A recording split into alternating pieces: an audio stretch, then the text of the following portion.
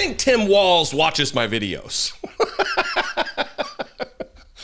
I don't. I mean, maybe he does. I don't. Who knows? But I'm really liking this new version. It's not a new version, but it's an untethered from the constraints of a campaign kind of a Tim Walz. He's not being focus grouped, and he's not having consultants tell him what to say and how to dress and how to act. He's back in 1996 when Bob Dole ran for president, it's I believe largely, Ross Perot played a role too, but it's largely what really caused him to lose. He wasn't himself. They made him take his tie off and try to seem like an everyman when it wasn't really his character. It's not who he was. You got to let the candidate be the candidate. That's not what I want to talk about today. But Tim Walz he's out there, and I think he's firing people up. It's the same kind of energy that's being generated by Bernie and AOC out there on their oligarchy tour, giving facts, rolling out details about what's taking place in America right now. And Tim Walz was on with Rachel Maddow yesterday on MSNBC. And the reason I made the joke when I started about him watching my videos is because he's bringing a lot of Jesse Dollemore energy. He's talking the way I talk. Look, I'm an optimist, maybe to a fault. Sometimes it drives me to think a little too positively about things. I don't believe that it's myopic. I don't believe that it's Pollyanna-ish. I just think I'm a realist, but I'm an optimist. And he's kind of given this energy here. What does he say? He says, I think we have to assume the very worst in everything the administration does, and we need to prepare for it. But before that, he says, look, I'm an optimist. I'm a positive guy. But he's also saying the thing I've been saying about not giving these people the benefit of the doubt. We've witnessed for years what they want to do. And to continue, and I think this is instructive for a lot of Democrats in leadership right now. It should be instructive to you that if you're trying to, we need to find common ground with Republicans. If you hold the opinion that, I don't know that Nancy Pelosi still believes it, but she stated it in the past that we need a strong Republican Party. No, we don't. We need a dead Republican Party. Not the members of the party. Metaphorically speaking, we need a diminished Republican Party, a weak Republican Party, because the stronger they are, the more damage they do to the United States. So watch this and revel in the fact that maybe Governor Walz is checking out the content. It is a mess. I do believe, though, that I've been given a platform running, and the privilege of running with Vice President Harris, given a platform to list folks up, and they are coming out. These are folks that are coming out. They're making their voices heard, and these members of Congress are going to dodge it. And Donald Trump doesn't have to stand in front of the voters again, but these folks do. And we need to make it clear that this cannot stand. And we'll challenge them on all fronts. We'll challenge them in the court of public opinion. We'll challenge them in the courts. It's simply not what America's founded on. Again, I go back to that previous story with the attorney and the absolute disregard for all rule of law and human rights. This is stuff that Americans need to pay attention. I'm an optimistic person, and I'm not trying to paint this too terribly, but I think we have to assume the very worst in everything that this administration does, and we need to prepare for it.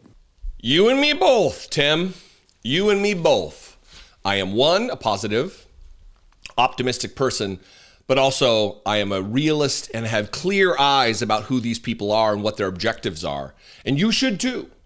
You should stop giving these people the benefit of the doubt because they have not earned it. We should not be skeptical of our neighbors and hold everyone to this high standard of, you need to prove to me you're a good person before I treat you like you're a good person. But for people who have demonstrated their character, like Elon Musk and Donald Trump and the rest of the Republican Party who are in leadership, who are elected, we know who they are. You got two camps. You got the sycophants, and you got the people who are in charge. You got your Mike Lawlers from New York, who acts like he's this moderate Republican, but he's bent the knee, kissed the ring.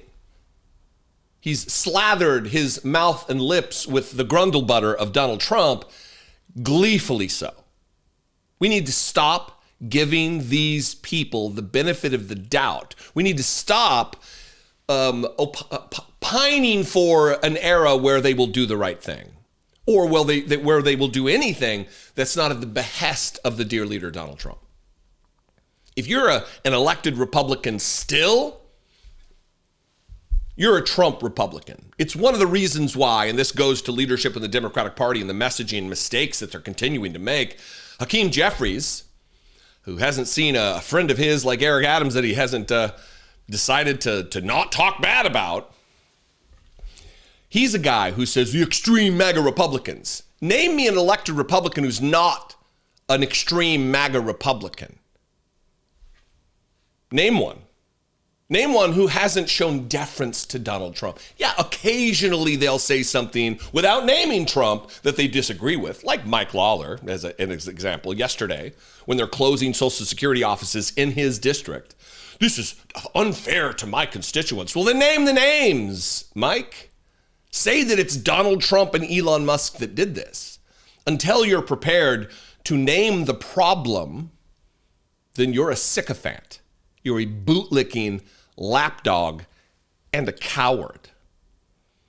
And I, for one, and I hope the rest of you out there, will stop giving the benefit of the doubt and assume that what they do is intended to harm the United States and lift the station of the oligarch class in our country.